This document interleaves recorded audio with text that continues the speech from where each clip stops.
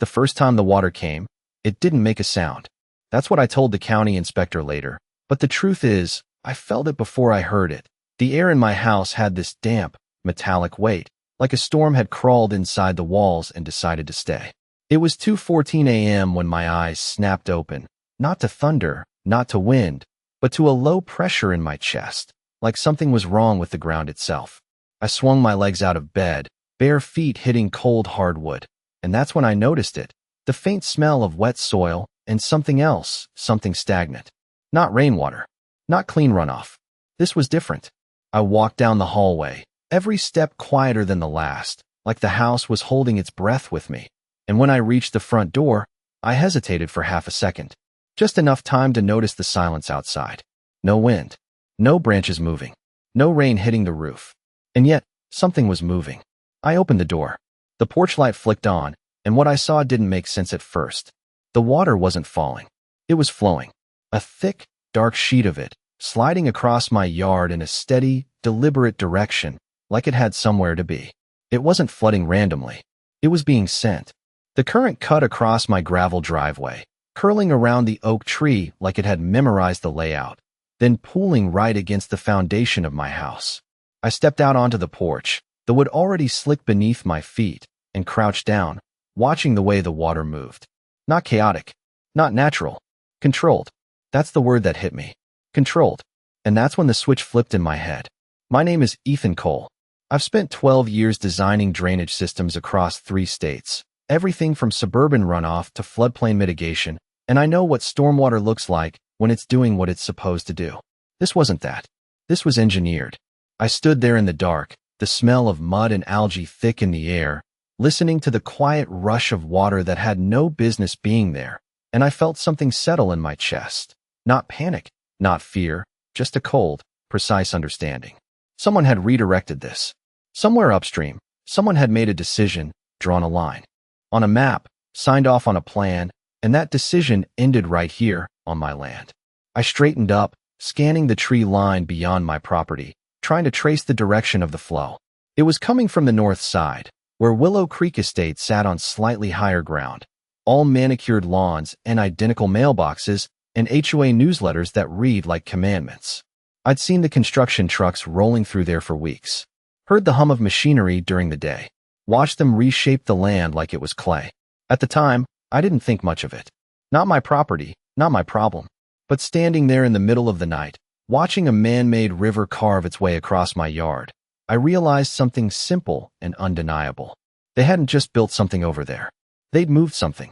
And whatever they moved, it was now mine to deal with. The water kept rising, inch by inch, pressing closer to the foundation, testing the edges of my property like it was looking for permission. I didn't give it any. I just stood there, barefoot on wet wood, committing every detail to memory, the direction, the speed, the volume, the smell, because I already knew this wasn't going to be a one-time problem. This was a system, and systems don't fail by accident. They fail because someone made them work that way.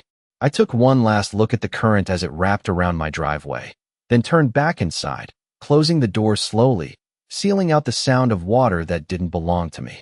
And right there, with the smell of damp earth still clinging to the air, I made a quiet decision. If they wanted to send their water onto my land, then sooner or later, they were going to learn exactly who controlled where it went. I did not sleep for the rest of that night. Not really. I sat at my kitchen table with a cold cup of coffee in my hands, watching the security feed on my tablet as that slow, deliberate current kept moving across my land like it had been there for years instead of hours. The infrared camera painted everything in shades of gray, but the water showed up darker, thicker, like a scar cutting through the image. By 4:30 a.m., the flow had stabilized, not increasing, not fading, just maintaining a steady volume that told me something important. This was not overflow. This was capacity. Somewhere upstream, a system had been designed to move this exact amount of water, and it was performing exactly as intended. That realization sat heavy in my chest because systems like that do not appear overnight. They are planned, approved, constructed, inspected. Layers of decisions stacked on top of each other, each one signed off by someone who either knew what they were doing or did not care enough to check. When the first light of morning started bleeding through the windows, I stepped outside again, Boots on this time. The ground already soft beneath my weight. The smell had gotten stronger in the daylight. That mix of wet clay and something slightly chemical, like runoff that had picked up more than just rain along the way. I walked the edge of the flow, following it backward as far as my property line would allow, tracing the path like I was reading a blueprint laid out in mud. The direction was consistent. North to south, straight from Willow Creek Estates. I could see the elevation change clearly now, a subtle slope that someone had taken advantage of, turning gravity into a tool. At the far end of my property, just before the tree line thickened into a natural barrier, I found the first real clue. The grass had been cut clean in a narrow channel, about 3 feet wide, lined with fresh erosion that had not had time to settle. The edges were too sharp, too defined to be natural. Someone had shaped this, not with a shovel, not by hand, but with equipment. The kind of equipment that leaves behind tire impressions and disturbed soil patterns that anyone in my line of work could recognize from a distance. I crouched down, running my fingers along the edge where the water met the dirt, feeling the way it had already started carving deeper, accelerating its own path. Give it a few more storms, and this would not just be runoff. It would be a permanent channel, a redirected artery. I stood up and looked past the trees, toward the rooftops just barely visible beyond the property line, identical angles catching the morning light like a row of polished tiles. Willow Creek Estates. I had gotten a letter from them about 2 months ago, something about a community improvement project, drainage optimization, the kind of language that sounds responsible until you read it closely. I had tossed it in a drawer without much thought. My land was not part of their association. Their rules stopped at my fence line. Or at least, that is what I believed at the time. Standing there with mud on my boots and water moving exactly where it should not be, I realized something else entirely. They had not extended their rules onto my land. They had extended their infrastructure. And infrastructure does not ask permission. It assumes it. I turned and walked back toward the house, each step heavier than the last, my mind already pulling together pieces I had not consciously noticed before. The construction noise over the past few weeks. The trucks. The grading. The subtle reshaping of terrain that most people would call landscaping. It all fit now, locking into place with a precision that made my jaw tighten. This was not a mistake. This was a solution. Their solution. They had a drainage problem, and instead of fixing it within their boundaries, they moved it. Moved it downhill. Moved it onto the one piece of land they thought would not push back. As I reached the porch, I paused, looking out over the slow-moving water that was still cutting across my property like it belonged there. I could already see the future if nothing changed. Saturated soil. Foundation stress. Long-term damage that would not show up all at once, but would build quietly, season after season, until it became something expensive enough to ruin a man who was not paying attention. I exhaled slowly, the cool morning air mixing with that persistent damp smell, and let the realization settle in completely. They had engineered the flow. They had redirected the problem. And they were counting on the fact that I would treat it like bad weather instead of what it really was. But I do not design systems by accident. And I do not ignore patterns when they start forming right in front of me. I stepped back inside, already reaching for my laptop, because if they built a system to send their water here, then somewhere, there was a record of how they did it. And records have a way of telling the truth that people try to bury under concrete and grass. I found the permit. Before I found the lie. It took less than 20 minutes of digging through the county database, the familiar glow of my laptop screen reflecting off the kitchen counter while the smell of damp soil still lingered in the air behind me. Parcel maps, grading permits, stormwater management plans, everything tied neatly to Willow Creek Estates Phase 3, approved just 6 weeks ago. I scrolled slowly, reading every line the way I had been trained to, not looking for what they wanted me to see, but for what they hoped nobody would notice. The site plan came up first, a clean digital rendering of their neighborhood expansion, cul-de-sacs curved like question marks, retention ponds marked in soft blue, drainage lines traced in thin gray arrows that pointed downhill. I leaned closer, narrowing my eyes as I followed those arrows, one by one, until they reached the edge of their development. That was where it got interesting. The lines did not stop. They did not terminate into a basin or a controlled outfall like they should have. They extended, past their boundary, past the last plotted lot, straight into an unlabeled zone that I recognized instantly, not because it was marked, but because it was not my land. The cursor hovered there for a second, blinking like it was waiting for me to catch up. I felt a slow, steady pressure build behind my eyes as the pieces locked together. They had not hidden it. Not exactly. They had just drawn it in a way that assumed nobody outside their circle would ever look closely enough to question it. I opened the attached drainage report, a thick document full of calculations, flow rates, rainfall assumptions based on a 100-year storm event. Everything written in that polished engineering language that sounds authoritative until you start checking the math. I skimmed the introduction, skipped the summary, and went straight to the discharge section. That is where the truth always sits. The numbers were precise, almost too precise, down to the cubic feet per second expected during peak flow. I did a quick mental conversion, picturing the volume in real terms, how it would move across soil, how it would behave when it met resistance. It matched what I had seen at 2 in the morning almost perfectly. That steady, controlled current. That was not coincidence. That was design. I scrolled further, looking for the outfall description, the part where they were supposed to identify where all that water would go once it left their system. That is when I saw it. Off-site natural drainage conveyance. 4 words. No coordinates. No parcel reference. No agreement attached. Just a vague label wrapped in technical language that made it sound harmless, like the water would simply return to nature and disappear. I leaned back in my chair, exhaling slowly, the faint hum of the refrigerator filling the silence around me. Off-site natural drainage conveyance. That was how they wrote me out of the equation. Not as a property owner. Not as a downstream impact. Just off-site. Natural. As if my land was some kind of empty channel waiting to be used. I clicked back to the permit approval page, scanning for signatures, dates, any indication that someone at the county had questioned this. Everything was stamped, approved, processed like it was routine. That did not surprise me. Most reviewers look for compliance within the boundaries of a project. They trust the language when it extends beyond it. That is where people like me come in. The ones who understand that water does not respect paperwork. It follows physics. And physics does not care what a report says. I stood up from the table and walked back to the door, pulling it open just enough to look out at the yard again. The water was still there, thinner now in the daylight, but still moving with purpose, still following the exact path I had seen in that plan. I could almost overlay the drawing in my head, matching line to reality, design to consequence.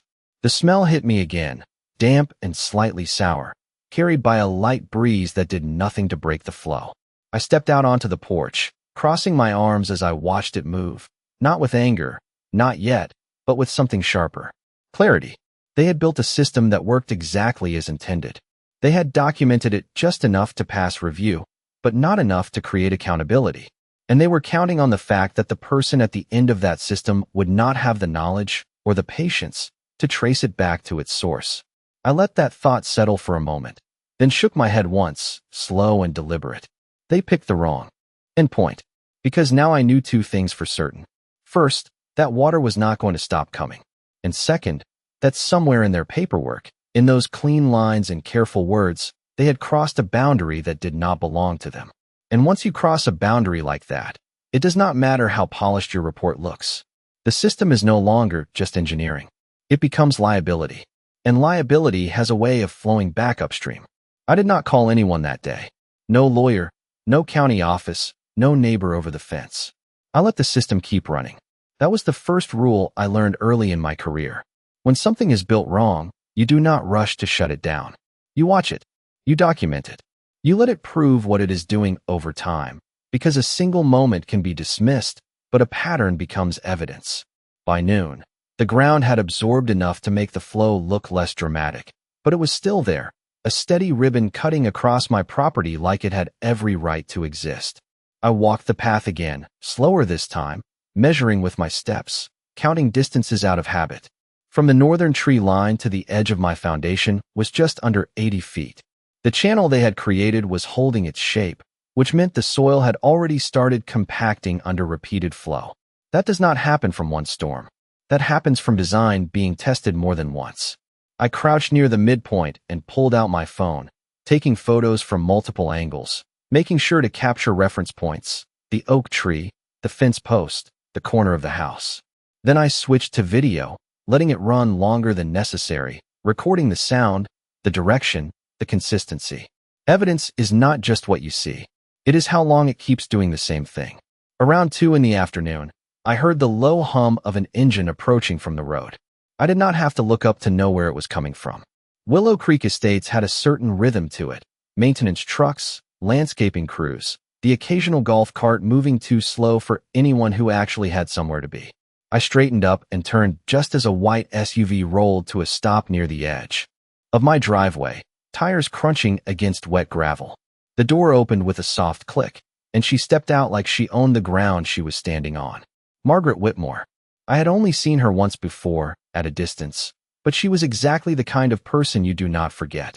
Perfect posture, controlled smile, the kind of expression that looks polite until you notice it never actually changes. She glanced at the water first, then at me, her eyes taking in the scene like she was reviewing a minor inconvenience instead of a problem she had created. "Well, this is unfortunate," she said, her voice smooth and measured, like she was commenting on the weather. I wiped my hands on my jeans and walked a few steps closer, stopping just short of the driveway. "Unfortunate is one way to put it," I said. She tilted her head slightly, that same practiced smile still in place. "We have been implementing some improvements to our stormwater management system," she continued, as if reading from a script. "Increased capacity, better flow control, things that benefit the entire community." I nodded once, slow, letting her finish without interrupting. "And that flow ends here," I said, gesturing toward the channel cutting across my land. "For now," she replied, like it was a temporary arrangement instead of an engineered outcome. "We expect the system to stabilize over time." The word stabilize hung in the air between us, clean and polished, completely disconnected from the reality under our feet. I could hear the water moving behind me, steady and consistent, proving her wrong in real time. "There is no easement on my property for this," I said, keeping my voice even. "No agreement, no documentation that gives you the right to discharge here." Her smile tightened just enough to notice if you were paying attention. "The county approved our plans, Mr. Cole," she said, my name sounding like a formality she did not care about. "Everything has been reviewed and deemed compliant." That was the moment I understood exactly how she saw this. Not as a risk, not as a mistake, as something already decided. Something backed by paperwork that she believed would protect her from whatever came next. I glanced back at the water, then at the line of rooftops beyond the trees, all of it connected by the system she was so confident in. "Compliant does not mean correct," I said quietly. She let out a small breath, almost a laugh, like I had just said something naive. "If you have concerns, you are welcome to submit them through the proper channels," she replied, already turning slightly toward her vehicle, the conversation closing before it had even begun. "We are confident in our position." "Of course you are," I said under my breath, more to myself than to her. She paused for a fraction of a second, then continued walking, the door of her SUV closing with a soft, controlled sound that matched everything about her. The engine started, tires shifted against the gravel, and just like that, she was gone, leaving behind the quiet rush of water and the faint scent of expensive perfume that did nothing to mask what she had set in motion. I stood there for a long moment, watching the channel she had tried to minimize, listening to the system she trusted so completely.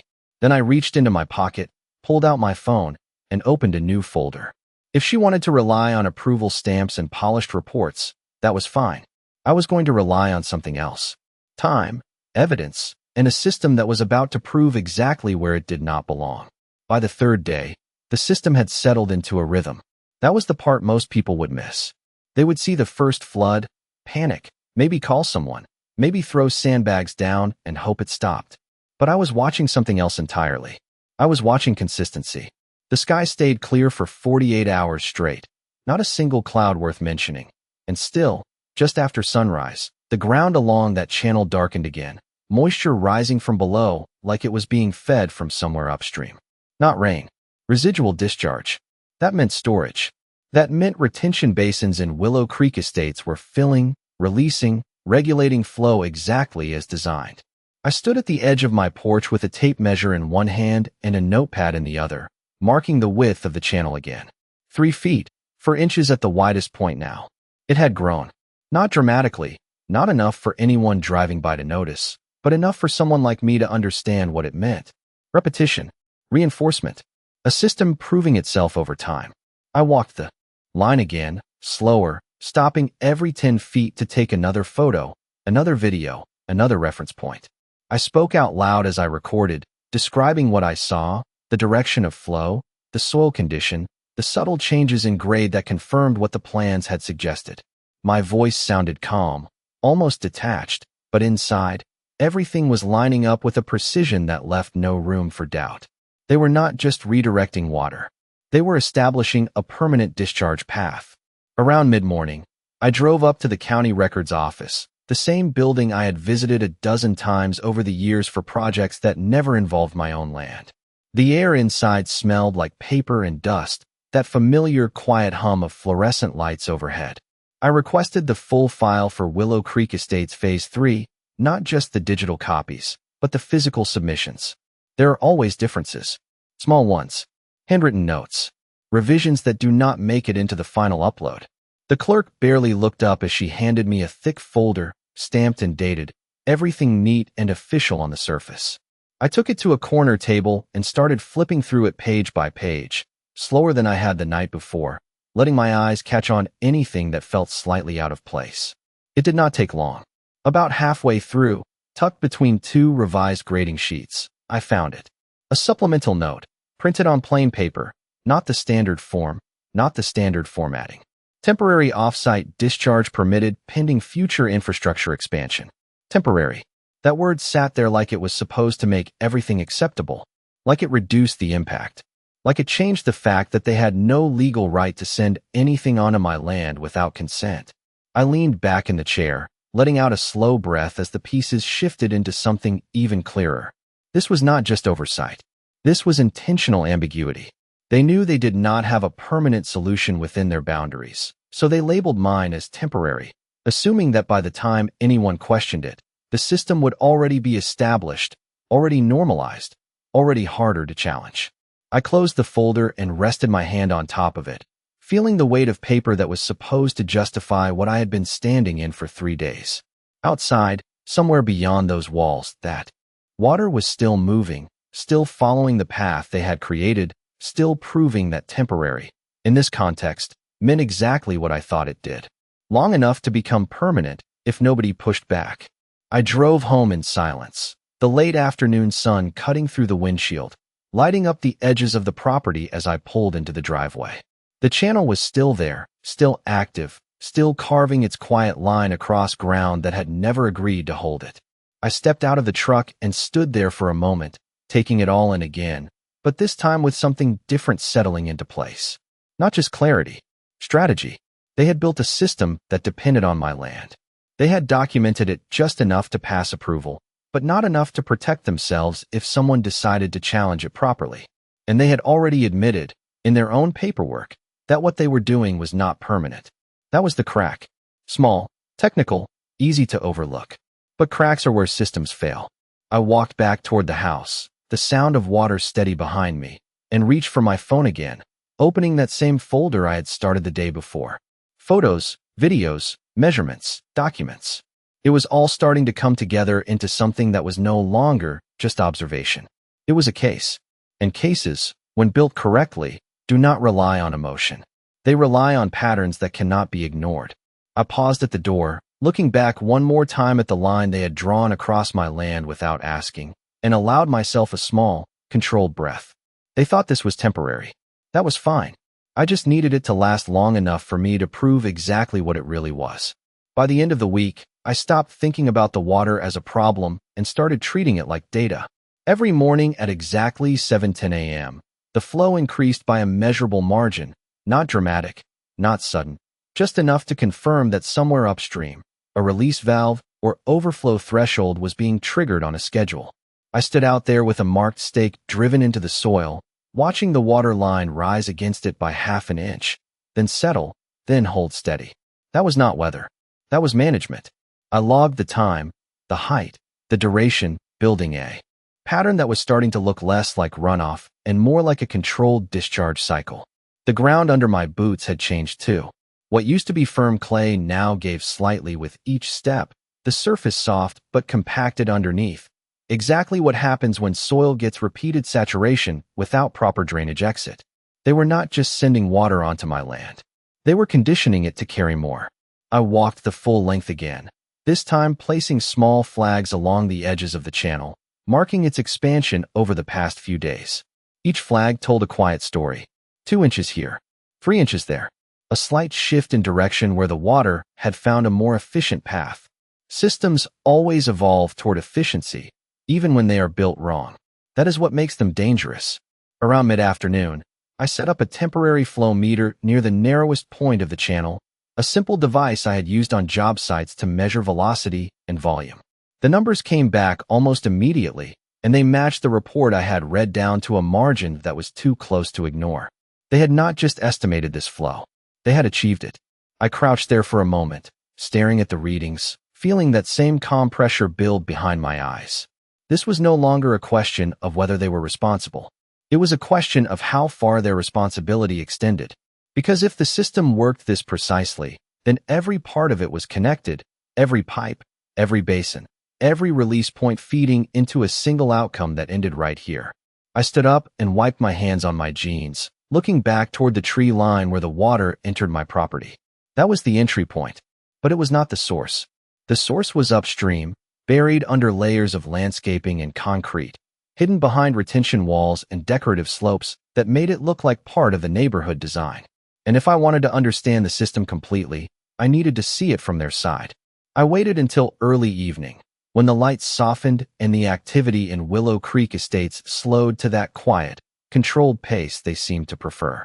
Then I walked north, staying just outside the formal boundary, following the natural line of the terrain until I reached a point where I could see into their development without stepping onto it.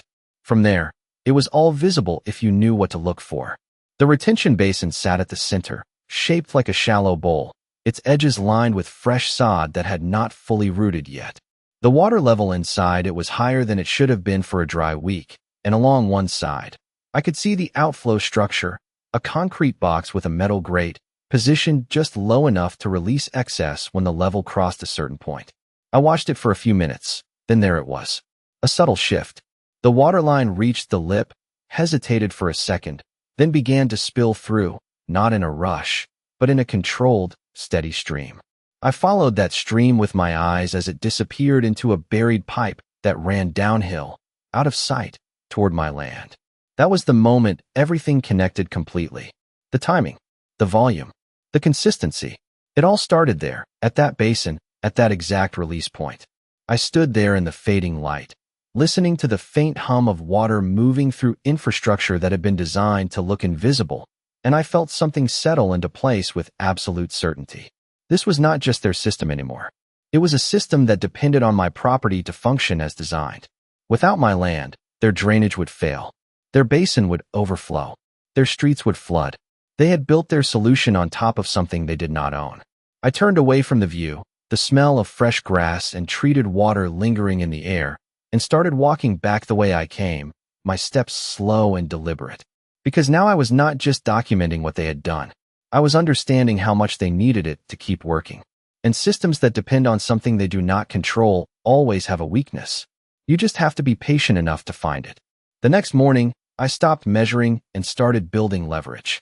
By 6:45 a.m., I had everything laid out across my kitchen table, printed plans, permit copies, photographs, time logs, flow readings, all arranged in a sequence that told a story without needing a single word of explanation. The smell of fresh coffee mixed with the faint dampness still clinging to the air, a reminder that the system outside had not stopped, not even for a minute. I sat there for a moment, looking at the documents the same way I would review a project before signing off on it, not as a homeowner, but as someone responsible for what came next.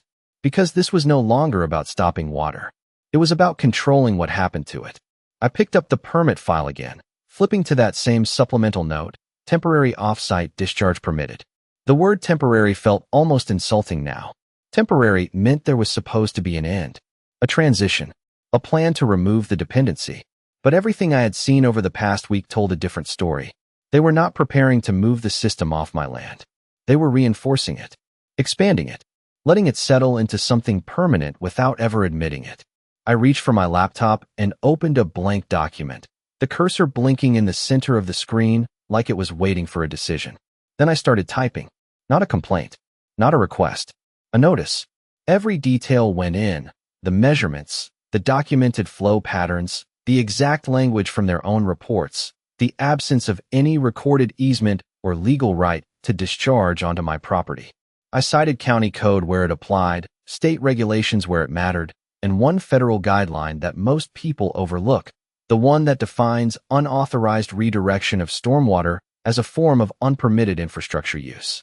The kind of language that does not sound aggressive, but carries weight when it is read by the right person. When I finished, I read it once, slowly, making sure every line did exactly what it was supposed to do. Not threaten, not argue, just establish facts that could not be ignored.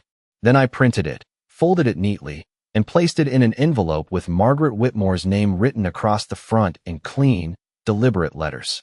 Outside, the water was already moving again, that steady, controlled flow cutting across my land like a system that had never been challenged. I stepped onto the porch, the boards still slightly damp under my boots, and looked at it one more time before heading out. This was the last day it would run without consequence. I drove up to Willow Creek Estates just after 8, the neighborhood already awake in that quiet, polished way it always seemed to be. Sprinklers ticking in perfect intervals, lawns trimmed to identical heights, everything controlled, everything intentional. I parked near the community office, a low building with large windows and a sign that looked more like a brand than a management center. When I stepped inside, the air was cool and dry, the scent of artificial citrus hanging just enough to feel deliberate. Margaret was there, of course, standing behind a desk like she had been expecting someone, just not me. Her expression shifted slightly when she saw the envelope in my hand. Not surprise, not concern, just a recalibration. "Mr. Cole," she said, her tone smooth as ever. I did not waste time. I placed the envelope on the counter between us and slid it forward, stopping just short of her hands. "This outlines the current use of my property by your drainage system," I said, my voice even, controlled, "and the fact that there is no legal basis for it to continue." She glanced down at the envelope, then back up at me, her smile returning in that same measured way. "We have already discussed this," she replied. "Everything has been approved." I nodded once. "You approved it," I said. "That is not the same thing." There was a brief pause, just enough to register that something had shifted, even if she was not ready to acknowledge it. I tapped the envelope lightly. "That includes documented flow data, permit discrepancies, and a formal notice of unauthorized discharge," I continued. "You will want to read it carefully, because starting today, every gallon that enters my property is being recorded as part of an active claim." The words hung there, quiet but precise, and for the first time, her expression did not immediately reset. It tightened, just slightly, the smallest crack in that controlled surface. "Claims take time, Mr. Cole," she said, her voice still calm, but a fraction sharper. "Systems keep running in the meantime." I held her gaze for a second, then let a small, almost unnoticeable breath leave my chest. "Not this one," I said quietly. Then I turned and walked out, the sound of the door closing behind me softer than expected. Outside, the sunlight hit my face, warm and steady, nothing like the controlled environment I had just stepped out of. I got back into my truck and drove home. Without looking back, the envelope now out of my hands, the first move already made. When I pulled into my driveway, the water was still there, still moving, still following the path they had designed. But something about it felt different now. Not weaker, not slower, just temporary. Because now it was not just their system anymore. It was a system under observation, under record, under pressure. And pressure, when applied correctly, does not need to be loud. It just needs to be constant until something gives. The system did not stop the next day, but something else did.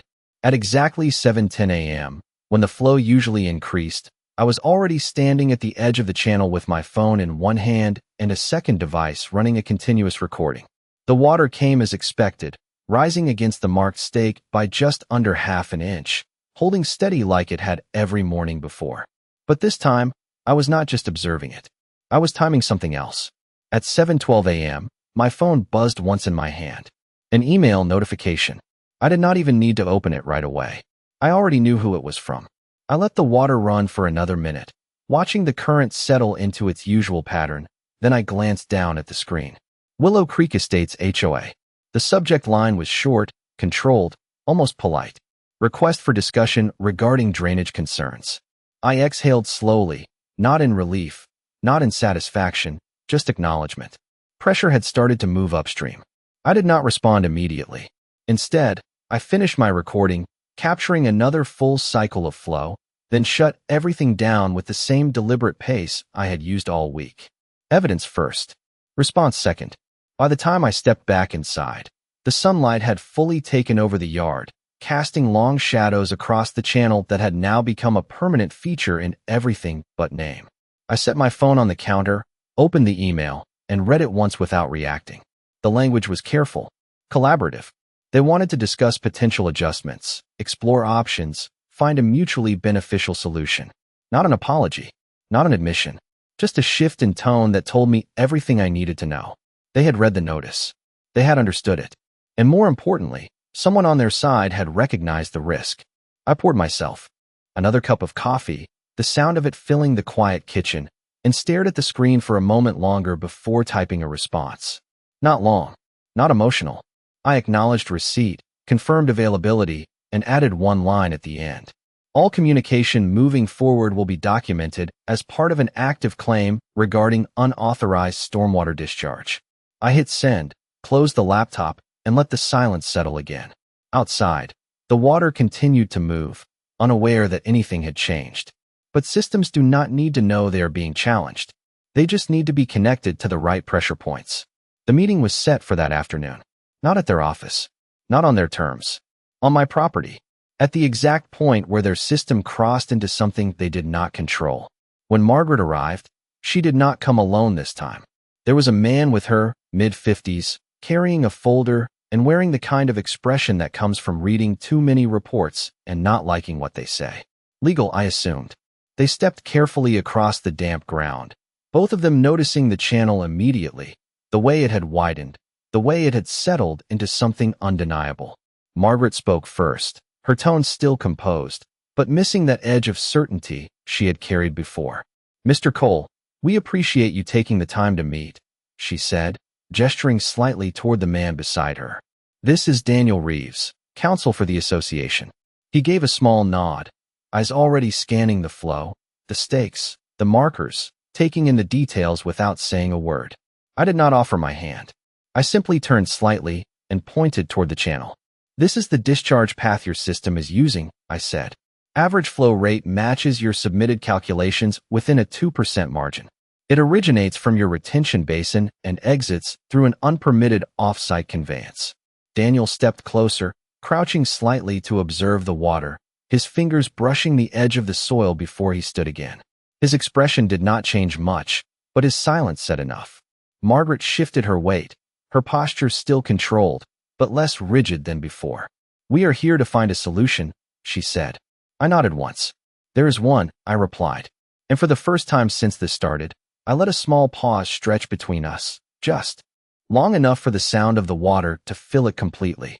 "You built a system that depends on this land to function," I continued, "which means this is no longer just your infrastructure. It is an extension of it." Daniel looked up at me then, his attention sharpening.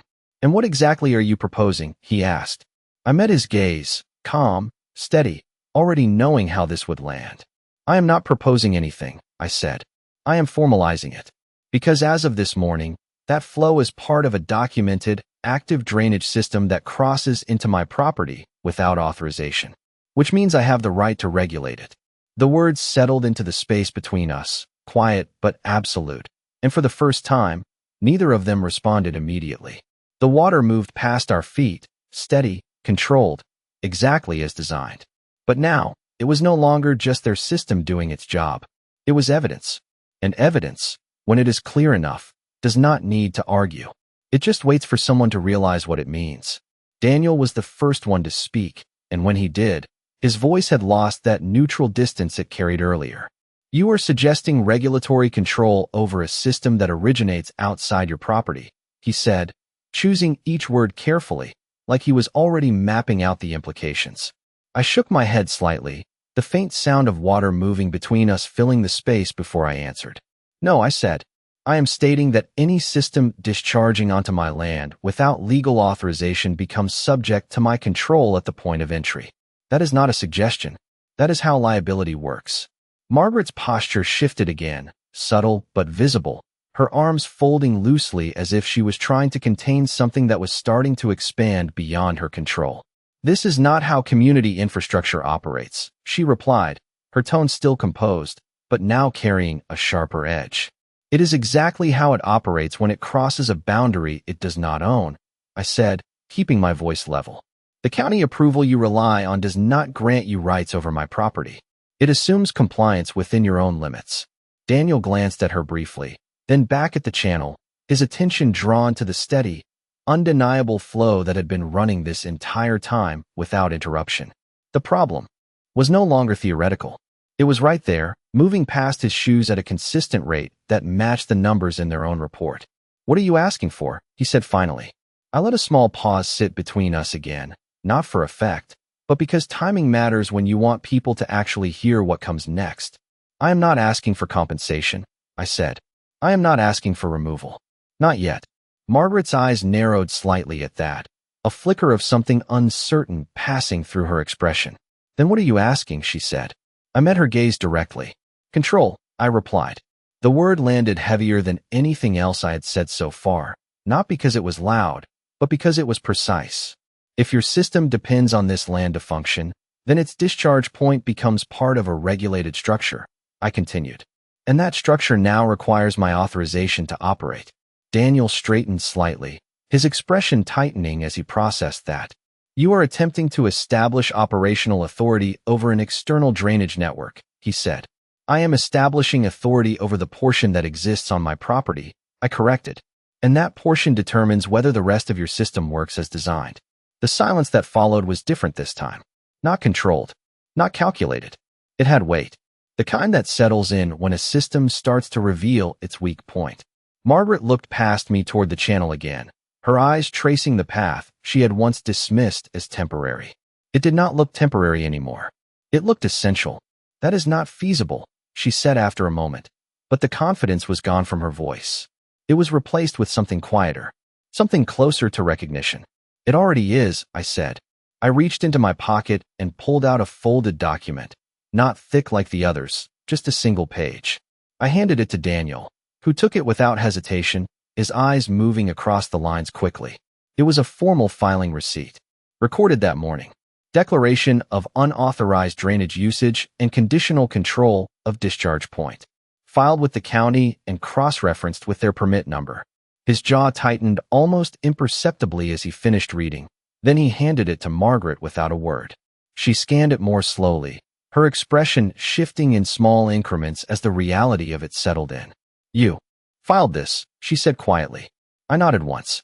Along with the supporting documentation you reviewed earlier. Which means from this point forward, any discharge into this channel is subject to recorded oversight and conditional restriction. She looked up at me, and for the first time since I had met her, there was no trace of that practiced smile. Only calculation. And what happens if we do not agree to your terms? She asked.